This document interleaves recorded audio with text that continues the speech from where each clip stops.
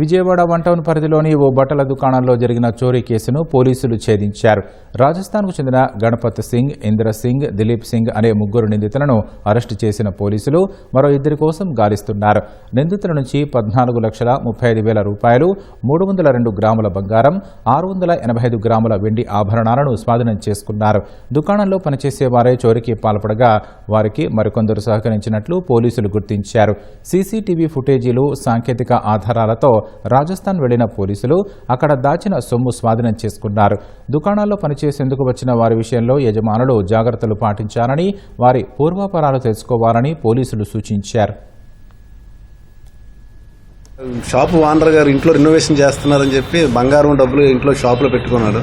దాన్ని అవకాశంగా తీసుకుని షాపులో పనిచేసే గణపత్ సింగ్, దిలీప్ సింగ్ అనేవాళ్ళు ఒక రోజు రాత్రి వెనకాల షాప్ పక్కన నుంచి ఉన్న దారిలోంచి వెళ్ళి చెస్లో పెట్టిన బంగారం, క్యాష్ తీసుకుని దొంగతనం చేయడం జరిగింది. సిపి గారు ఉత్తర్వుల ప్రకారం వన్ టౌన్ సిఆర్ గుండ్రామ్ గారు ప్రత్యేక బృందం రాజస్థాన్ వెళ్ళి ఇక్కడ క్యాంప్ చేసి వారం రోజులు దర్యాప్తు చేసి దిలీప్ సింగ్, గణపత్ సింగ్, ఇందర్ సింగ్ అనే ముద్దాయిని అరెస్ట్ చేసి సుమారు 50 లక్షల చోరీ సొత్తుని స్వాధీనం చేసిన జరిగింది. సుమారు 10 లక్షల సొత్తు రికవరీ చేయవలసి ఉంది.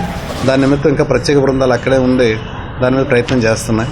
ఈ కేసుని అతి తక్కువ సమయంలో ఇతర రాష్ట్రాల్లో తిరిగి ఛేదించిన వన్ టౌన్ ఇన్స్పెక్టర్ గుండ్రామ్ గారిని, ఎస్ఐ చంద్రశేఖర్ని, వారి సిబ్బందిని సిపి గారు ప్రత్యేకంగా అభినందన జరిగింది.